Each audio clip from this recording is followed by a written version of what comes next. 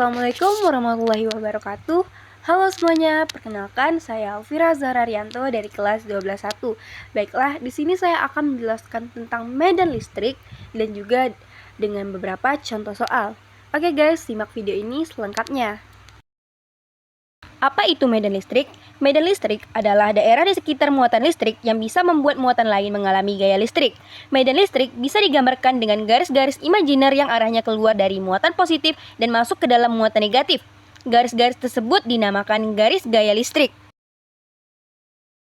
Baik teman-teman, di sini ada rumus kuat medan listrik. Rumusnya yaitu E sama dengan F per Q. Sedangkan untuk muatan titik yaitu E sama dengan K kali Q per R kuadrat. Dan ini adalah contoh soalnya. Oke semuanya, di sini saya akan menjelaskan jawaban dari contoh soal tersebut. So teman-teman jangan pada kemana-mana. Let's go.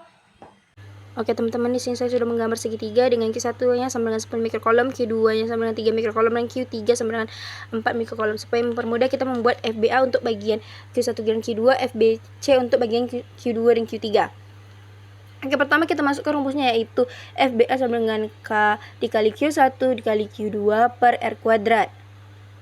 Kita masukkan K sama dengan 9 kali 10 pangkat 9 dikali Q1 sama dengan 10 dikali 10 pangkat min 6 dikali dengan 3 dikali 10 pangkat min 6 per R kuadrat per 9 kali 10 min 2. Mengapa 9 kali 10 min 2? Karena karena lebih mudah kita menggunakan meter.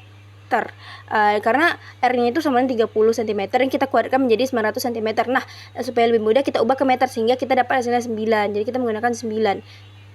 Oke, kita masukkan 30 kali 10 min 3 pangkat min 3 per 10 pangkat min 2. Kenapa? Karena 10 min 3 karena hasil dari 10 pangkat 9 dikurang 10 min 6 dikurang 10 min 6. Nah, kita dapat 30 dikali 10 min 1. 10 min 1 ini hasil dari 10 min 3 dikurang 10 min 2.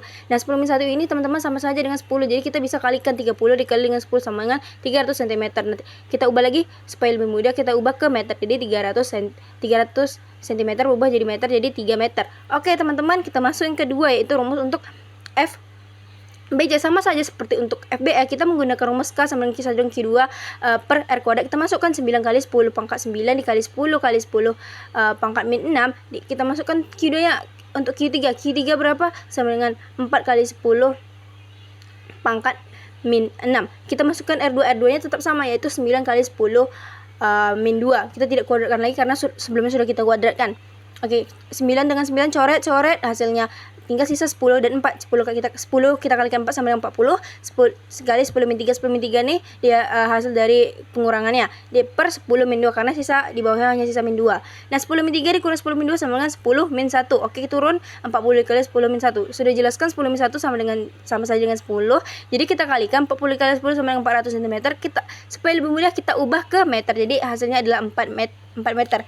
Nah, teman-teman, karena FBA dan FBC ini sama-sama lurus, kita bisa menggunakan rumus Pythagoras yakni akar FBA kuadrat ditambah FBC kuadrat. Kita masukkan nih, angka dari FBA-nya berapa? Sama dengan 3. 3 kuadrat ditambah FBC sama dengan 4 kuadrat. 3 kuadrat berapa? 3 kuadrat sama dengan 9, 4 kuadrat sama dengan 16. 9 tambah 16 sama dengan 25.